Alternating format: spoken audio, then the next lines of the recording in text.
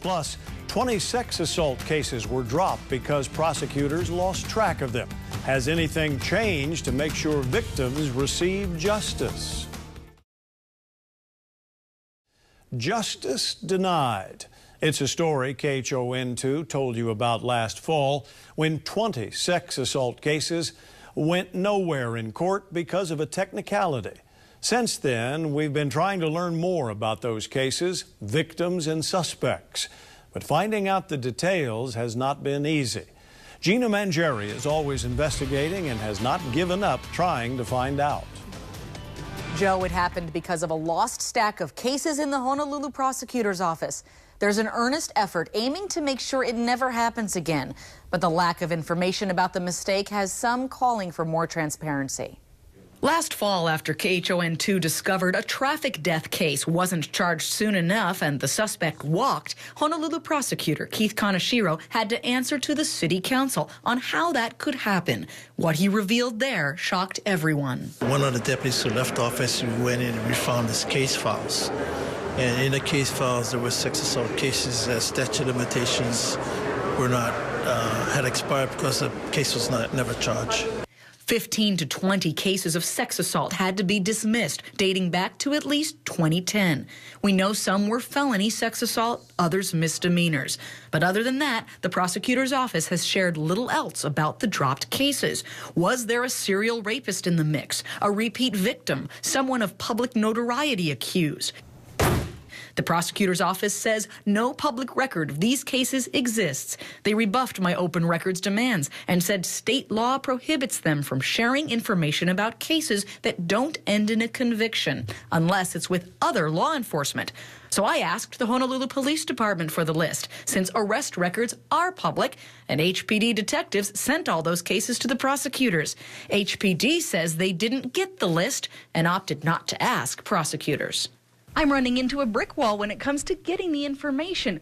What kinds of cases were they? Are there any patterns? What can be done to give the public more light about this?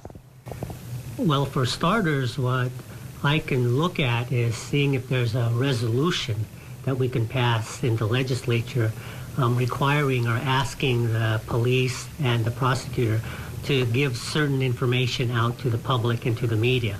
I can also personally contact the prosecuting attorney's office and the police and say, hey, what are your problems and can you share with me? A new law from last year removes the statute of limitations going forward on first and second degree felony sex assault and some cases involving minors, but that senator says he can also look into whether retroactive statute of limitations waivers are possible. I asked prosecutors and police repeatedly for interviews about what happened, and I was long denied comment. After months of asking, each let me know a little more. Prosecutors say members of the sex assault unit examined each case to document any especially egregious acts. And because of the circumstances, deputies and victim advocates made efforts to contact the victims as well. I asked, were there any cases with the same suspect? Both prosecutors and HPD said no. There's no reason to think there's a link or involved the same individual. I asked if kids were involved, if there was any geographic pattern, anyone, including law enforcement, getting special protection. Prosecutors only clarified that none of the suspects was a police officer. One attorney thinks the stack of dropped cases is a sign of a systemic problem. They pick and choose the ones they want to proceed on. Sometimes if it appears that it's politics are driving some of the decisions they're making. He told me about a case in which HPD sent prosecutors, a case of a female in custody who accused a former Department of Public Safety nurse of sex assault. When I contacted the prosecutor's office in early 2014 asking the status of the case, they apologized and said, we don't know what happened, we can't explain, it was supposed to be assigned to someone, we'll get on it immediately. He eventually got a letter from the prosecutor's office saying criminal charges would not be filed, in part because the victim also filed a civil suit. Neither the prosecutor's office nor police would provide proof of how many victims in the forgotten pile were reached, how and when. What should victims who may fall into these categories, who haven't heard about their cases or the status, what should they do next? Demand answers.